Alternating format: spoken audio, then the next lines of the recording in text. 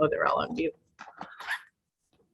All right, y'all. We've got Coach Steve Wilks here ready to go. If you've got questions for Coach Wilks, please use the raise hand function. How we doing today? All right, Dave Matter, go ahead, sir. Hey, Steve, hope you're doing well. When's the last time you prepared for primarily a triple option team? I figure it's been a while. And what are the greatest challenges? The greatest challenges is just really the discipline part. Everybody taking care of their assignment, whether you have dive, quarterback, or pitch. So when you really start talking about discipline football, that's what you got to play when you play the academy school. So these guys are very tough from a physical standpoint as well as mentally. They're very disciplined and they do a great job of executing. So we got to make sure that we're on point with our assignments. Thanks, Dave. Eric Blum. Hey, Steve, the run defense's problems early in the season were well documented, and even with the guys' improvements, and you see how good Army's done throughout the year. Is this a game kind of that you think that might prove old problems are hard to break, or this actually can show how much the team has grown over the past few months? I'm gonna go with the latter there, Eric. I'm not gonna go with what you initially stated. Okay, so I'm gonna go with the latter part of that and say that we want to continue to improve on the run defense and show that we have definitely made strides throughout the season, and guys are moving in the right direction, and just give us a little bit of confidence and momentum going into the off season. Thanks, Eric. We'll go to Ben Arnett. Steve, everybody focuses on, the threat of this triple option. When you look at your defense, is there anything that you feel like, man, we've got an advantage here? We feel like we can really defend this well with this particular aspect. I definitely don't want to say I feel like it's an advantage. I do feel like we have caliber guys that are extremely athletic, that can run. The biggest thing that we've been emphasizing really the first 2 weeks preparing for this is just how much they cut block, and the emphasis of really playing with our weapons, which are our eyes, hands, hips, and feet. And it doesn't matter how athletic we are. If we're on the ground, we can't execute. So we got to do a great job with our fundamentals and technique, because these guys are phenomenal for cutting on the first, second, and third level. Mitchell Forty. Yeah, Steve, you just mentioned the cut blocks. It's kind of what I was going to ask about it. How difficult is it to prepare for that? And what does that preparation just kind of look like for the defensive front? Well, it's truly hard to try to simulate, but we've tried to do our best throughout the last 2 weeks, and really every day having a detailed, intense cut drill, a circuit for the D-line, linebacker, as well as DBs, going and looking at different things as we rotate.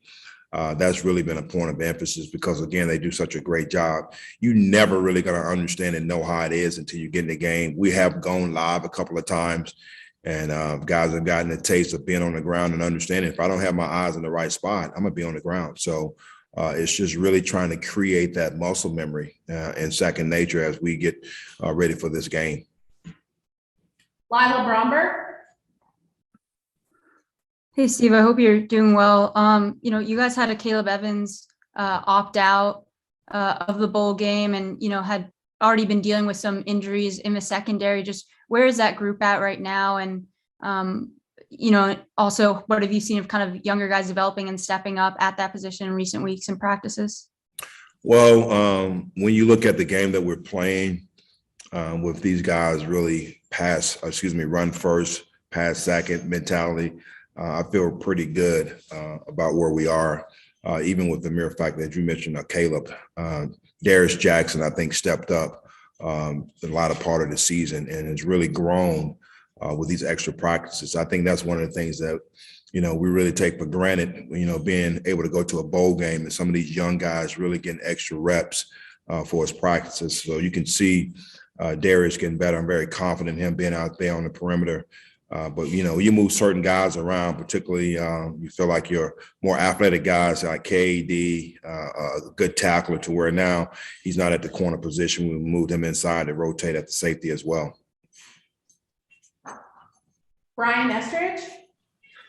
Steve, how are you, man? I wonder if you harken back to your playing days in college against this triple option. You saw it from VMI and Citadel a couple of times a year, and I wonder if in your ear, David Canales' rules are still coming into play, and are you using some of that you learned as a player? Well, you definitely mentioned a great football coach there in Coach Canals. He always had us prepared and ready to play. You also forgot to talk about Georgia Southern, who really this whole Good thing, point. who his spirit from with this triple. But a lot of it, yes, has stayed the same throughout the years from a standpoint of responsibility. We got to just try to mix things up quite a bit with our fronts, with our coverages, things that we're doing. It's nothing that we're going to show these guys that they haven't seen before. They're probably looking at, okay, he's been in the NFL last 15 years. He hasn't gone against us. What is he going to do? It's going to be even front, hard front, so whatever we come up with, they're going to be prepared and ready for it. I'm sure they've probably been practicing against both, but it's nothing that we can show them that they haven't seen before. We just got to go out and execute and be disciplined in the things that we're doing and take our responsibility on each and every play. I think I've covered anyone. Any final questions for Coach Wilks? Welcome to unmute yourself. Good. Sorry, if you don't mind, one more here from Metro 40. Obviously the defensive line and defensive front has improved as the year's gone on. You've talked about a lot of that just being simply execution, beating the man in front of it. I guess just what role do you feel like Al Davis has played in that improvement? Well, I think he's done a great job of just really instilling the things that we put in place before and getting these guys to really execute. Al's a good coach. He does a great job of communicating with the players. I always believe that, there's a certain way that I teach, and this is my philosophy, and these are the things I look for in other coaches, but it's also a certain way that you coach. And you coach a different way because each player, and if in the interview you have kids, you understand that you may have a certain foundation and belief within the household, but you communicate with your kids differently because they are. So that's the key thing there, that, the teaching is the same, but it's different ways you communicate with the players to get them to go out and to perform and execute their assignments.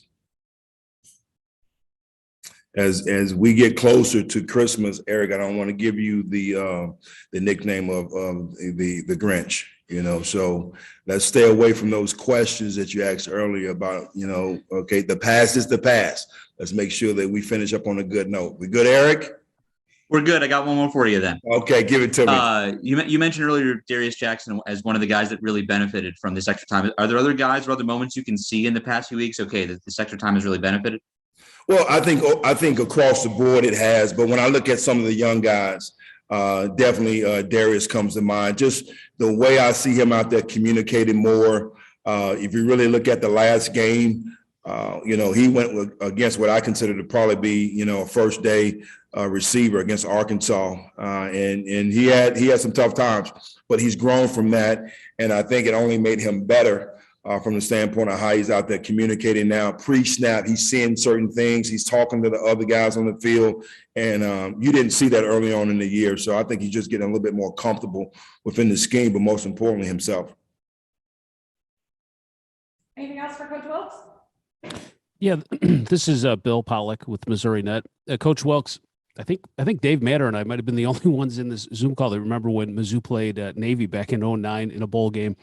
I think when Mizzou was practicing for that, they were running like 3 balls at the same time to try to work on the triple option. What are some different little trinkets you guys have done in practice here as you prepare for Army? Because it is a little different than everyone else.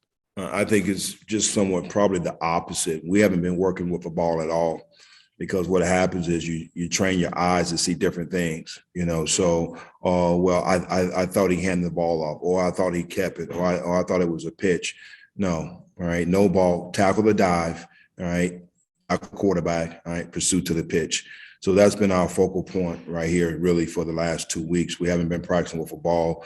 Just really, it's all about the timing of the scout team. Those guys have done a great job, scout team coaches, and really making sure that the timing is correct with the snap count, the motion, the orbits, the returns, those kind of things. So that's been our focal point. And then we incorporate a ball tomorrow, and then the last day of practice. But thus far, we haven't practiced with a ball, which has been, focal point from the beginning.